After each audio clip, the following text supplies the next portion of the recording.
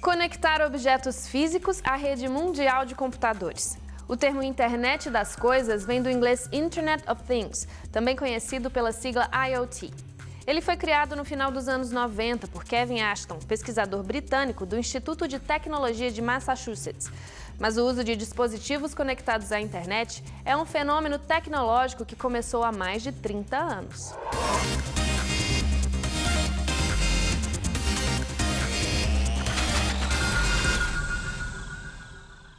Uma das primeiras experiências de internet das coisas ocorre em 1982, quando sequer existia esse termo.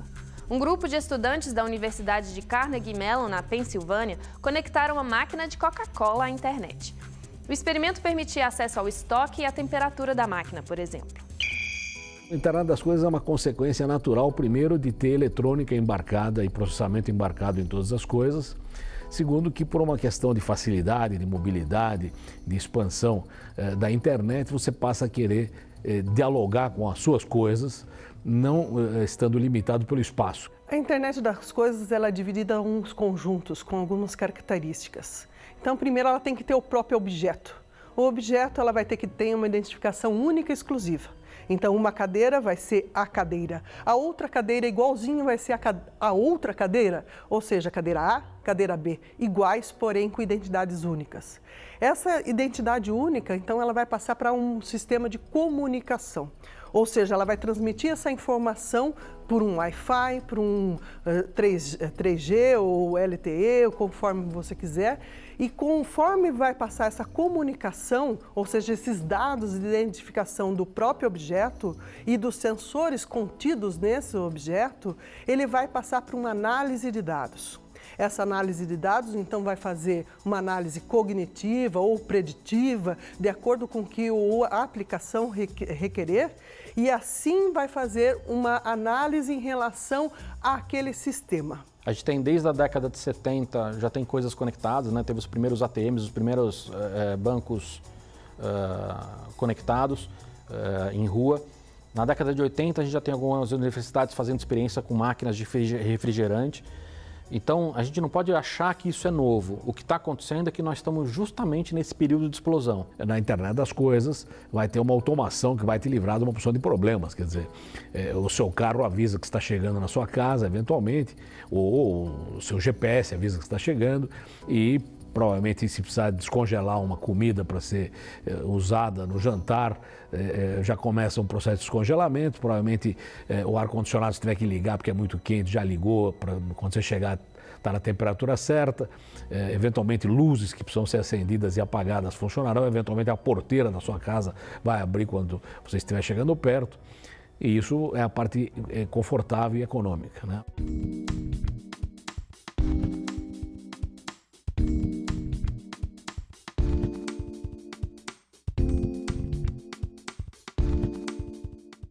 A mudança da internet das coisas é tudo. Ou seja, meios de comunicações. Hoje você não anda, por exemplo, aqui em São Paulo, sem ter um Waze, por exemplo, que vai te caminhar o melhor caminho. E o que esse aplicativo vai fazer? Ele vai ter os seus sensores, os sensores que estão no seu smartphone, vai mandar através do sistema de celular, de telefonia celular, para uma análise, vai fazer essa análise de dados e vai te retornar com o melhor caminho, com a melhor rota, com o melhor tempo e o que está acontecendo na sua rota posterior. Ou seja, quanto tempo você vai ficar no congestionamento. Isso, até pouco tempo atrás, nós não tínhamos. Então, a gente usava o GPS, que não tinha nenhuma inteligência contida, exceto os mapas mapeados. Mas, e antigamente ainda a gente usava aquele mapa de papel. Então, em pouco tempo, nós mudamos o nosso modo de vida. A internet das coisas, ela usa uma coleção de ferramentas para se conectar. Então, ela vai usar certamente coisas como Bluetooth, que são redes sem fio de curta distância, vai usar RFIDs, que são esses selinhos que você usa para crachás e para você entrar em prédios e para você passar em pedágios, vai usar telefonia celular, provavelmente 4G, 5G, vai usar o Wi-Fi, vai usar tudo. Todos os segmentos e todas as indústrias vão ser impactadas, né? Não importa se você está falando de transporte, a gente já tem aí carros autônomos como um exemplo disso, se vai ser o segmento de saúde, o segmento de transporte, varejo, né? A gente tem as lojas hoje cada vez mais com sensores e atuadores para ficarem mais inteligentes, permitir compras sem fricção, né? As pessoas não precisarem nem passar no caixa e tudo mais. E até por último, mas não menos importante, você tem a indústria 4.0, né? Que seria o próximo desafio da indústria para ser competitiva. E isso tem uma participação de internet das coisas muito grande nos equipamentos, nas fábricas e tudo mais.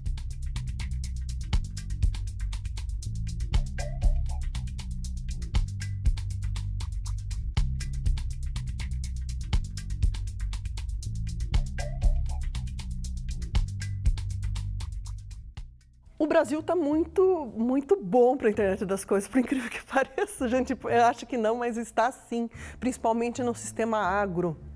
Hoje, sensor está muito barato. Eles já estão, então você consegue colocar sensores pequenos em dispositivos pequenos, com placas pequenas, e você já tem esses sensores e estão com um custo muito acessível. O que nós temos ainda é a parte de comunicação.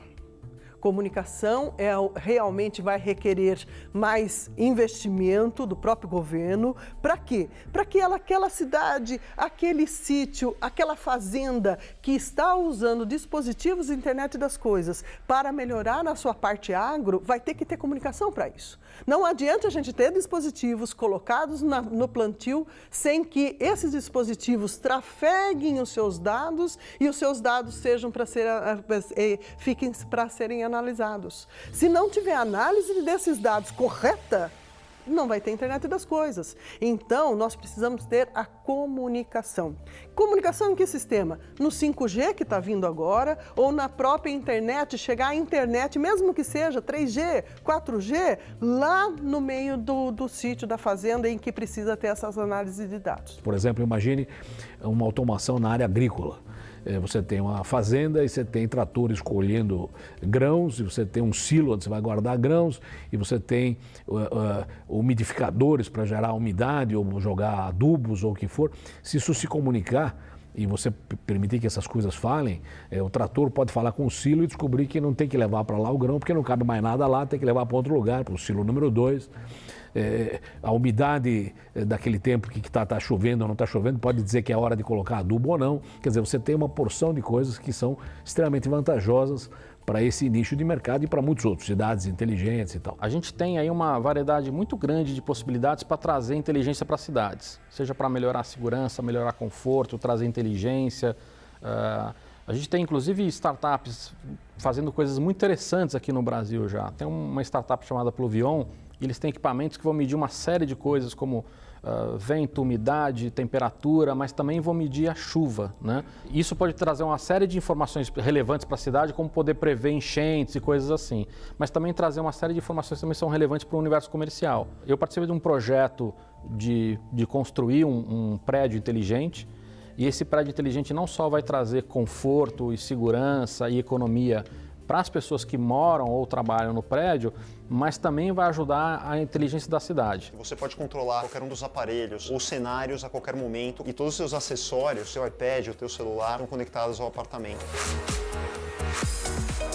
Hey Google, turn on TV Sala. Toda a central de automação do apartamento pode ser controlada por voz. Hey Google, turn on the music on the Spotify. Sure, here's some music on Spotify.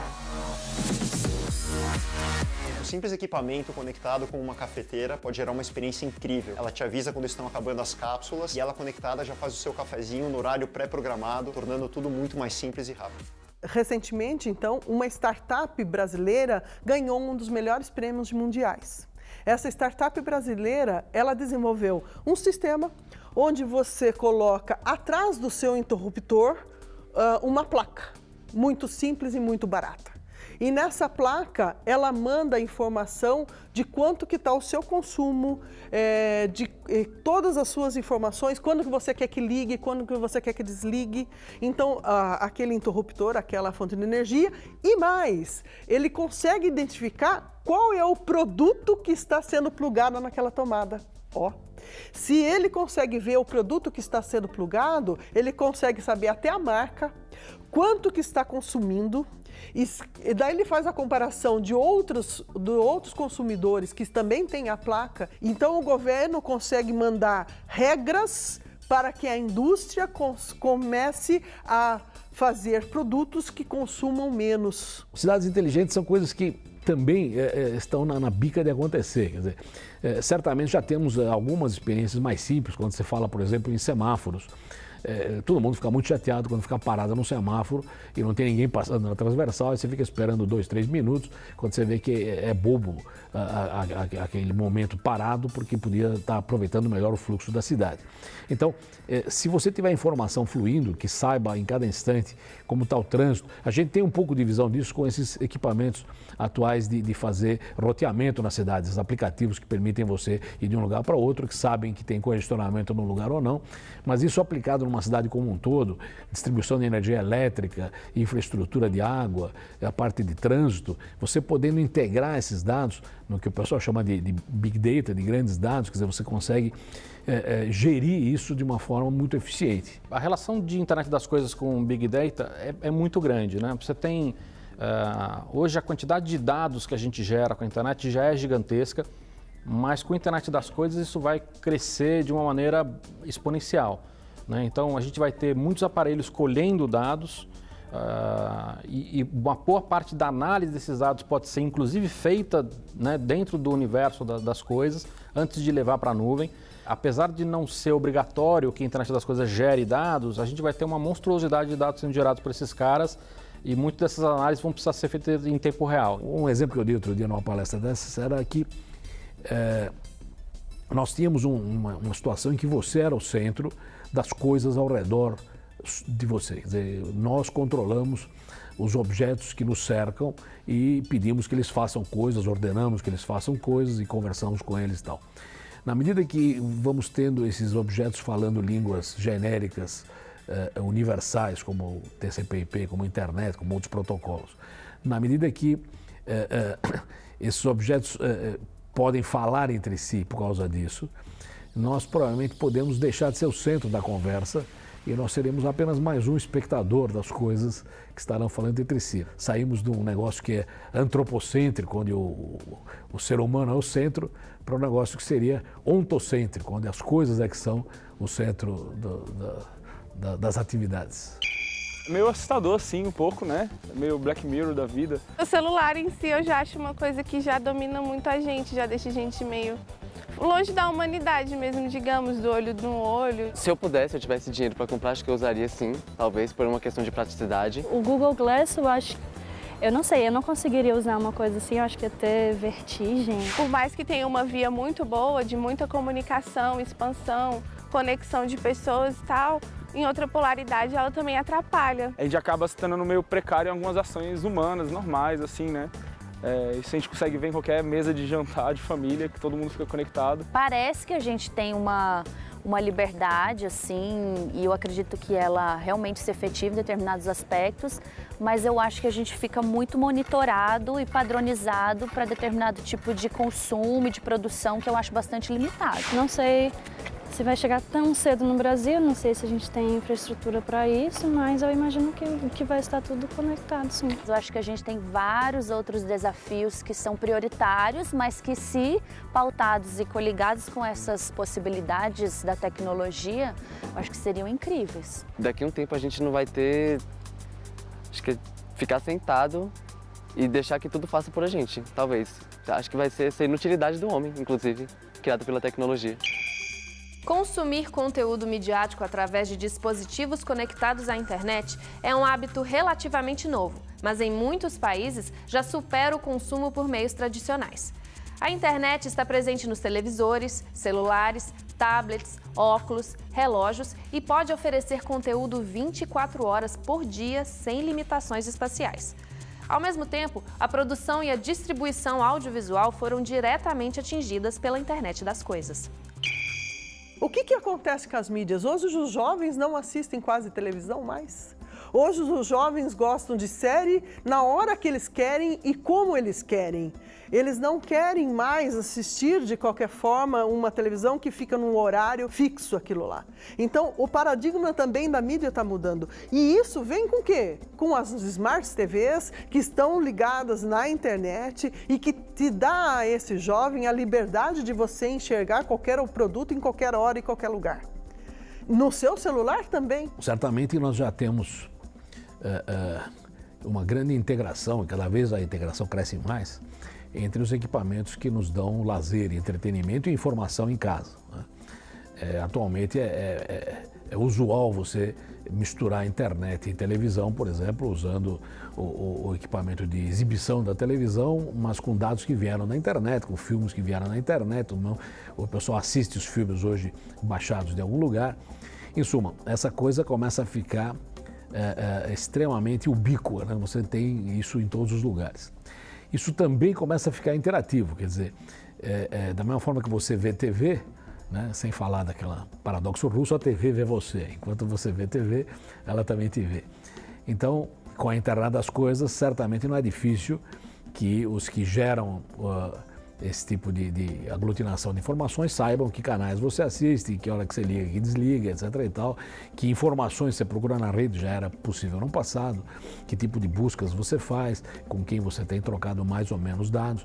Então, esse é um ponto crítico que precisa ser levado em conta. Falando de inteligência para grandes transmissões, você já tem muitas tecnologias sendo utilizadas, né?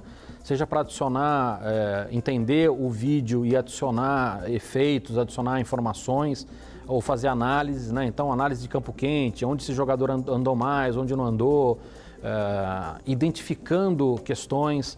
Você pode ter no futuro, por exemplo, câmeras capturando informações que são relevantes sem a interação do ser humano. Então acho que tem um campo muito grande para ser explorado aí, seja em grandes transmissões esportivas ou não, ou seja em coisas como o jornalismo, que parece às vezes um pouco distante disso ainda. Life Audiovisual es proveedor de servicios para televisión y vídeo online.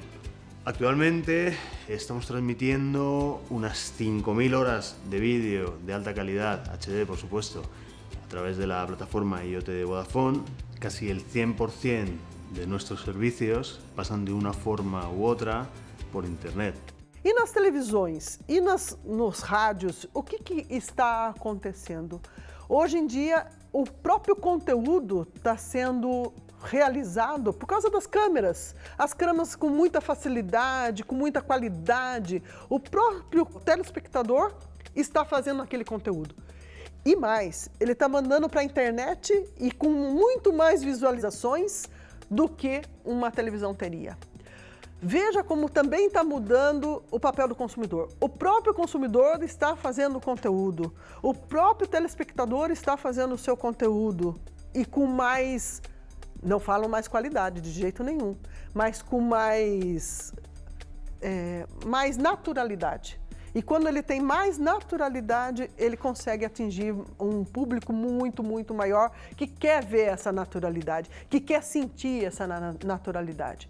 E essa naturalidade talvez seja também utilizada para fazer as propagandas dos produtos que virão com essas novas tecnologias. Os vestíveis sempre nos ajudam em várias circunstâncias e ajudam a ver como está seu batimento cardíaco, se você andou mais ou menos naquele instante, se tem algum correio eletrônico. Correio eletrônico é coisa velha, mas tem algum correio eletrônico que você queira ler, alguma mensagem nova, coisa assim.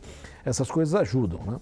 O problema, acho eu, é que a gente se torna tão dependente disso que é incapaz de se mover sem isso. Eu, por exemplo, como sou um cara antigo, ainda uso dentro do automóvel o Guia de São Paulo, que era um negócio de mapas em papel, porque eu tenho certeza que se tiver algum problema qualquer de eletrônica com o micro ou com o telefone, eu ainda consigo abrir na página 95 e procurar o H32 e encontrar a rua que eu estava querendo. O consumo está mudando e vai mudar de acordo com o que a internet das coisas vem inserindo nas nossas vidas.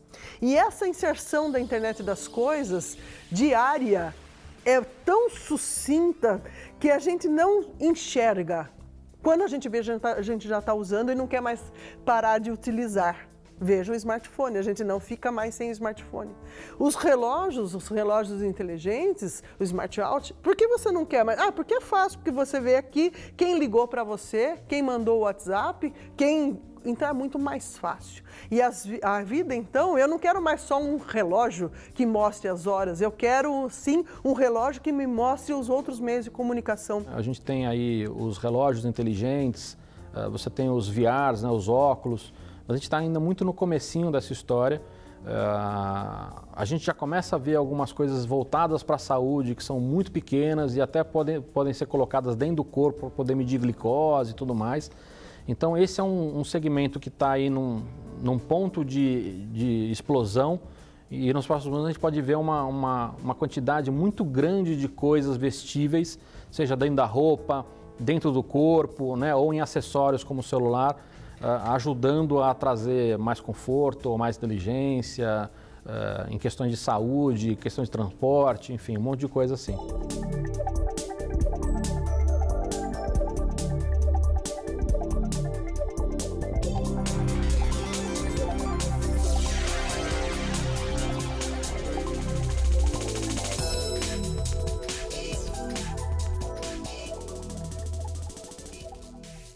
Se a gente pensar nessa projeção mesmo do que a internet das coisas está nos dando, da integração de sensores, principalmente em carros automáticos que estão vindo, que é uma realidade, daqui a alguns anos nós não teremos mais motoristas e sim os sistemas já fazendo essa direção. Nós vimos em alguns países carros que já são os drones mesmo, já levando uma pessoa.